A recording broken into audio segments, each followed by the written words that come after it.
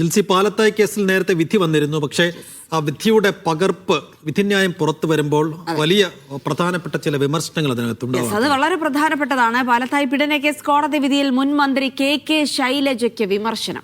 ഇരയെ കൗൺസിലിംഗ് ചെയ്തവർക്കെതിരായ പരാതിയിൽ മന്ത്രി എന്ന നിലയിൽ നടപടിയെടുത്തില്ല എന്നതാണ് വിധിന്യായത്തിൽ പറയുന്നത്. കൗൺസിലർമാർ പെൺകുട്ടിയോട് മോശമായി പെരുമാറിയത് ചൂണ്ടിക്കാട്ടി അതിജീവിതയുടെ മാതാവ് നൽകിയ പരാതിയിൽ കെ ശൈലജ നടപടിയെടുത്തില്ല എന്നുകൂടി പരാമർശമുണ്ട്. അതിജീവിതയോട് അപമര്യാദയായി പെരുമാറിയ കൗൺസിലർമാരെ പിരിച്ചുവിടണമെന്നും വിധിന്യായത്തിൽ പറയുന്നുണ്ട്.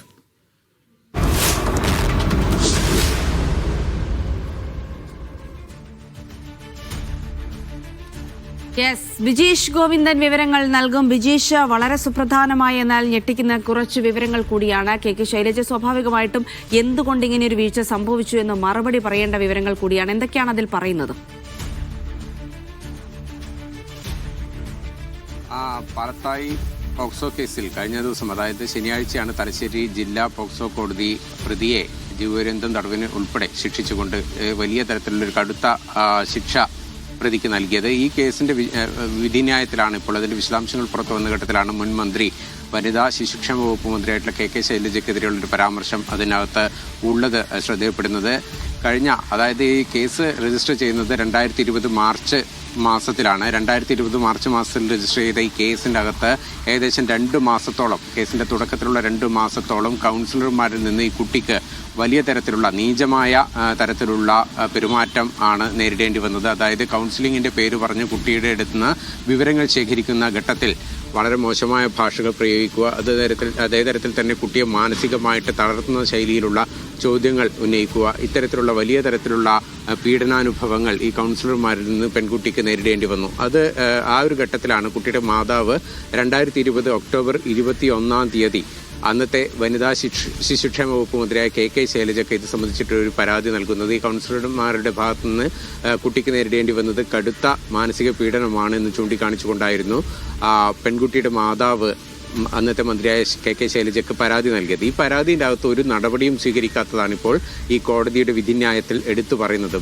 മന്ത്രിക്ക് ലഭിച്ച ഈ പരാതിയിൽ ഒരു തരത്തിലുള്ള നടപടിയും മന്ത്രിസഭ ഇതുവരെ കൈക്കൊണ്ടിട്ടില്ല എന്ന് ഈ വിധിന്യായത്തിൽ പറയുന്നുണ്ട്. ഒപ്പം തന്നെ ഇത് അങ്ങേയറ്റം തെറ്റാണ്, ഈ 3 കൗൺസിലർമാർക്കെതിരെ കൃത്യമായ നടപടി വേണം, അവർ ഈ ജോലിയിൽ തുടരാൻ അർഹരല്ല എന്ന് തന്നെയാണ് കോടതി വിധിന്യായത്തിൽ പറയുന്നത്. അത്രയ്ക്ക് ഭീകരമായ കാര്യങ്ങൾ ഈ പെൺകുട്ടിയിൽ നിന്ന് വിവരം ശേഖരിക്കുക എന്നുള്ള പേര് പറഞ്ഞുകൊണ്ട് ഈ കൗൺസിലർമാർ നടത്തി. അത് ചൂണ്ടിക്കാണിച്ചുകൊണ്ട് തന്നെയാണ് അതിൻ്റെ കൃത്യമായ കാര്യങ്ങളുണ്ട്. അത് നമുക്ക് പുറത്ത് റിപ്പോർട്ട് ചെയ്യുന്നതിന് പോലും പറ്റാത്ത തരത്തിലുള്ള കാര്യങ്ങളാണ്.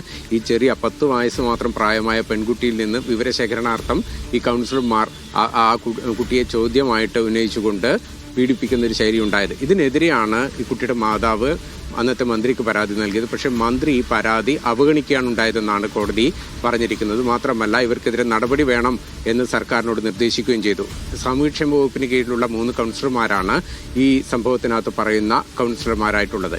ഇതിനകത്ത് ഈ 3 കൗൺസിലർമാർ 2 പേരെയാണ് പ്രതിഭാഗം സാക്ഷി വിസ്താരത്തിൽ ഉൾപ്പെടുത്തി അവർക്ക് അനുകൂലമായ തരത്തിലേക്ക് കാര്യങ്ങൾ കൊണ്ടുവരുന്നതിന് വേണ്ടി ഉപയോഗപ്പെടുത്തുകയും ചെയ്തു എന്നുള്ളതും ഈ കേസിന്റെ അല്ലെങ്കിൽ ഈ കോടതി പരാമർശത്തിന്റെ പ്രാധാന്യം വെളിവാക്കുന്നതാണ്. ഏതായാലും അന്നത്തെ ശിശുക്ഷേമ വകുപ്പ് മന്ത്രിയായിട്ടുള്ള കെ ശൈലജയ്ക്ക് ഈ മാതാവിന്റെ പരാതിയിനകത്ത് നടപടിയെടുക്കാതിരുന്നത് വലിയ വീഴ്ച സംഭവിച്ചു. അവർ ഈ കൗൺസിലർമാരുടെ കാര്യത്തിനകത്ത് ഈ കുട്ടിയിൽ നിന്ന് വിവരം ശേഖരിക്കാൻ, കേസിന് ഉപോത്ബലകമാകുന്ന അല്ലെങ്കിൽ കേസിന് ബലം പകരുന്ന തരത്തിലുള്ള വിവരങ്ങൾ ശേഖരിക്കാൻ അതിനുവേണ്ടി സഹായിക്കേണ്ട കൗൺസിലർമാർ കുട്ടിയെ മാനസികമായി പീഡിപ്പിക്കുന്ന തരത്തിൽ ഇടപെട്ടപ്പോൾ അതിനെതിരെ പരാതി നൽകിയ മാതാവിന്റെ പരാതി അല്ലെങ്കിൽ വേദന, കുട്ടിയുടെ പരാതിയും വേദനയും മന്ത്രിയായ കെ ശൈലജ പൂർണ്ണമായി അവഗണിച്ചു എന്നുള്ളതാണ് ഈ കോടതിയുടെ വിധിന്യായത്തിൽ നമുക്ക് മനസ്സിലാക്കാൻ കഴിയുക. ഒപ്പം തന്നെ വനിതാ IPS ഓഫീസർ ഉൾപ്പെടെയുള്ള 2ാം ഘട്ട അന്വേഷണ സംഘത്തിൽ ഈ കൗൺസിലർമാർ ഇത്തരത്തിലുള്ള ചോദ്യങ്ങൾ കുട്ടിയുടെ അടുത്ത് ചോദിക്കുമ്പോൾ അതിനെ ഒരു തരത്തിലും തടയാനോ ഇത്തരത്തിലുള്ള പെരുമാറ്റ ശൈലി കൗൺസിലർമാരുടെ ഭാഗത്തുനിന്ന് ഉണ്ടാകരുത് എന്ന് നിർദ്ദേശിക്കാനോ